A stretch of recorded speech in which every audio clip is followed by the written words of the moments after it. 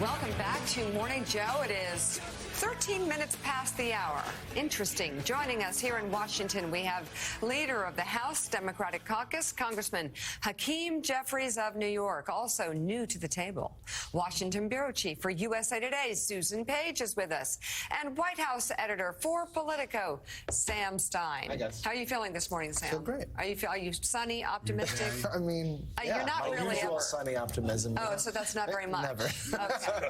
Yeah. You know, Sam and I like to catastrophize. I know you do. Yeah. I know you do. Everything is terrible. Leader Jeffries, great to have you here. I want to ask you, we talk about a lot of different issues here, issues that most likely people are going to be voting about next year, has to do with the economy. Got some inflationary pressures. It's going down some. But the jobs numbers, just exploding. We had an explosive jobs numbers report. Where is this economy? And is it doing as well as the job numbers suggest? And if so, why don't Americans feel it? Well, good morning, Joe. Great to be with you. Great to be with you, Mika. I think that, one, President Biden has done a tremendous job under very difficult circumstances. This economy has emerged from COVID stronger than any other economy in the developed world. It doesn't mean that we don't have challenges. Of course we do. But when you think about it, more than 13 million good-paying jobs have been created during the Biden administration. That is a record. Unemployment, I think, has now been under 4% for 16 consecutive months. And by the way, you're sorry, we look inward. You compare our numbers to the rest of the world. You compare our numbers to Europe. They're really good. That's great. That's exactly correct. But we, of course, still have challenges. We have to fight to lower costs. We are going to continue to fight to make sure that there's economic opportunity in every single zip code. The president's committed to that. He, of course, is committed to building an economy that works for everyday Americans from the middle out and the bottom up. And that's what the election, I think, is going to be about. But he's got an incredibly strong track record of success to build upon and just help to avert a manufactured default crisis that would have hurt everyday Americans. How did that come about? Well, I think from the very beginning, President Biden had made clear we won't default. Senate Democrats made clear we won't default. House Democrats made clear we won't default. And we understood that the consequences of that would have been catastrophic. What was challenging is that there were some extreme MAGA Republicans in the Congress who made the political calculation that, if we default, it will crash the economy. They got rolled, though, didn't they? Like, we always talk about the extremists, the wackos, the freaks who say the most offensive things, that carry around guns in photos, threatening other members who pose with their children. All these extremists that we pay so much attention to, they ended up legislatively getting crushed. What does that say? Well, hopefully it's a blueprint for the future. But, of course, it took leadership to bring that about because we were in a hostage-taking situation. Mm-hmm. There were extreme MAGA Republicans who basically said, you know what, we can use the threat of default to try to extract painful, deep cuts that we know we can't otherwise achieve through the normal legislative process because we know that Democrats, President Biden, folks in the House and the Senate, we're team reasonable, we're team normal, we're team get stuff done. And we're dealing with team extreme who might just be willing to default and crash the economy. Yeah. But President Biden found the path. He held the line, but then defended these basic principles that were important to us while, finding enough common ground to get something done. In the end, there were 314 votes for the debt ceiling bill in the House, which is pretty extraordinary. I mean, it's like the most bipartisan thing I've seen out of the House of Representatives in a long time. Roughly the same number of Democratic and Republican votes, around 150 or so. I mean, I think a few more Democrats maybe. Yeah. How did that... Yeah, 165, but who's counting? Okay, right. Well, that's it. Just you're counting. I was going to say, so specifically you are counting. I think Jeffries is counting. How did that come about in terms of your relationship with Speaker McCarthy, and in terms of getting a lot of Democrats to vote for stuff that they weren't that wild about? I mean, tell us how that worked.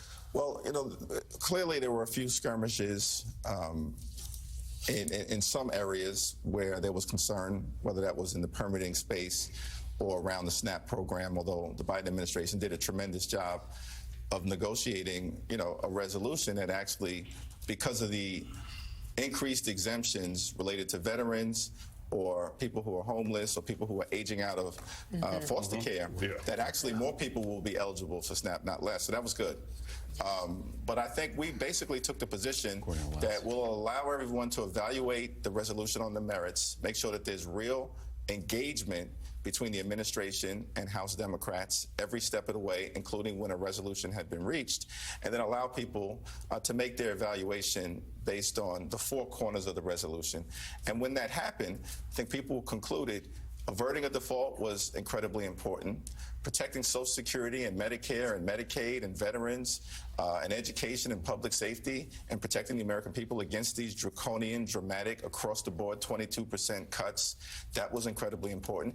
And taking us out of this hostage situation for the balance of this Congress by suspending the debt ceiling until the early part of 2025. That was important. And as a result, we got a strong Democratic vote.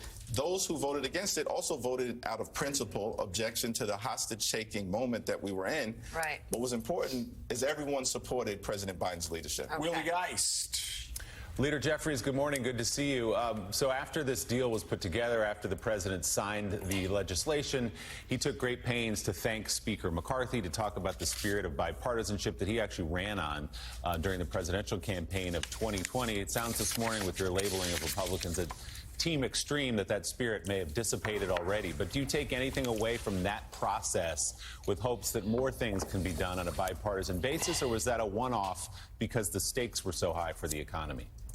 Well, it was definitely not a one-off, and I think what we've seen going back to the last Congress through this Congress is that we'll continue to take the following approach, which is to say we're going to find common ground whenever and wherever possible with the other side of the aisle for the good of the American people. That's what we as Democrats do. We want to advance the ball for everyday Americans.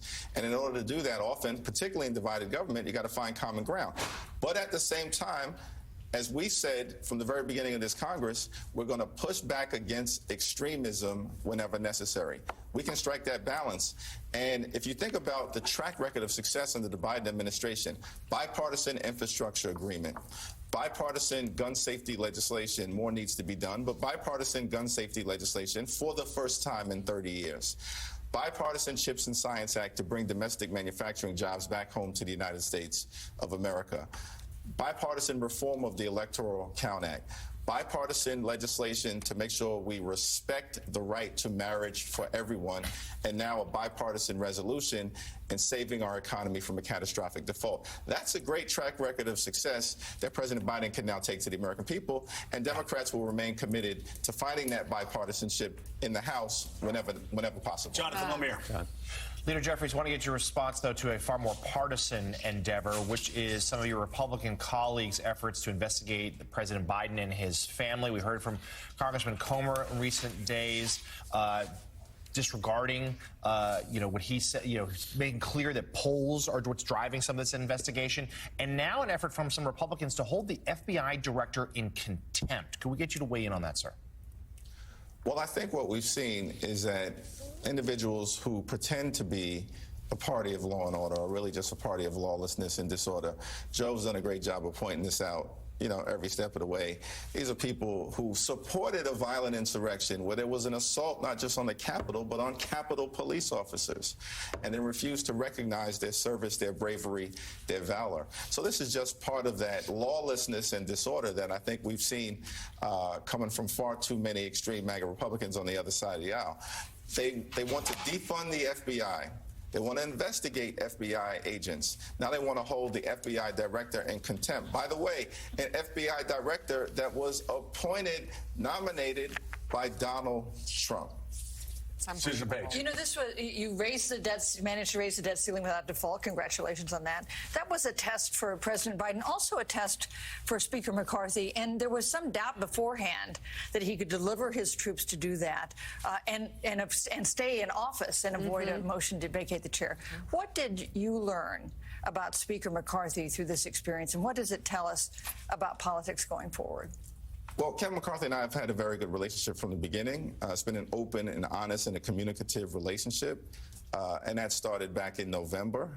And will continue, I believe, as we continue through the rest of this Congress. I think we both concluded, there'll be a lot of times where we can agree to disagree, strongly disagree at times, without being disagreeable, because, for the good of the institution, for the good of House Democrats, House Republicans, most importantly, for the good of the country, we should continue to find ways to work together in order to get things done. And that's been a commitment that I think Speaker McCarthy has had with me, certainly a commitment that I've had with him, and one that I believe will sustain itself. Sam. I'm tempted to ask you about your footwear, but we'll leave that for... Oh. No, tell us. Come on. He made a wave with his footwear choices. I like it. Today? In the Oval. It's okay. You touched on what I think is kind of the central dichotomy of the Biden presidency, which is, and Kevin McCarthy said this too, which is like, in private, this guy is a deft negotiator. He's very good. He's tough. The public image of him doesn't always portray that, especially the Republican caricature of him does not always portray that. So I'm wondering if you could sort of talk about that dichotomy. Obviously, poll after poll after poll shows that this president is not exciting the Democratic base. I think that's objectively true. It may change, but it's true right now. At the same time, you've listed all these achievements. You've talked about how good he was in these negotiations. What does he have to do? What does the White House have to do to translate that success that you're laying out right here into something that's tangible, especially for the voters of his own party? Well, I think as we get closer and closer to the presidential election of 2024, and the Biden administration and President Biden himself gets out on the campaign trail, takes his case to the American people, we'll see what alternative emerges on the other side. But it's going to be an extreme alternative. And he'll be able to point out that, he's going to continue to build this economy that works for everyday Americans. He's going to fight for reproductive freedom because we believe in a woman's freedom to make her own reproductive health care decisions. The other side wants to criminalize abortion care and impose a nationwide ban.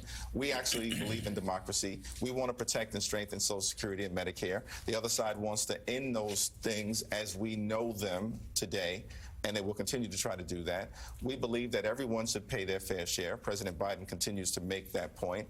The other side, is going to try to dramatically cut taxes for the wealthy, the well-off, and the well-connected, as they did with the GOP tax scam.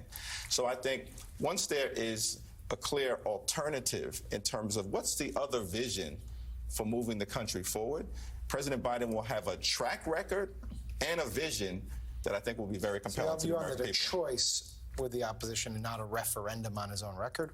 Well, I think what we also saw during the midterm elections, where the expectation was that this would be a referendum that would result in a red wave for the other side of the aisle in 2022. Gotcha. Once again, President Biden defied expectations.